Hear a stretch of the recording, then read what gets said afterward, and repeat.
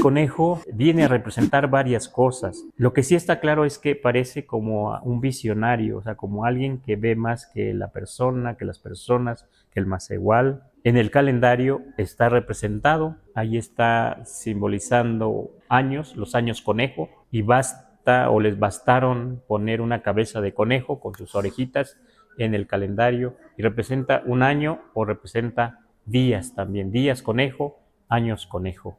O sea, un animalito muy importante, ¿no? Que tiene, digamos, mucha vista, mucha sensibilidad, y por eso precisamente también contaban los toltecas.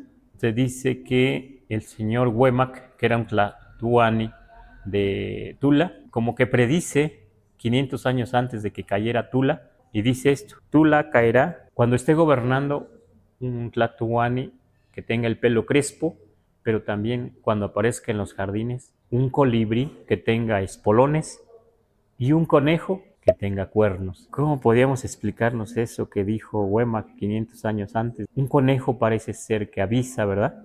Porque aparece, debía aparecer ahí en los jardines. Y entonces se dice que así pasó y que Tula cayó. ¿Quién lo anuncia entonces? Un conejo. Y los antiguos decían, el conejo ve más que nosotros, ¿sí? Igual hoy en día, ¿no?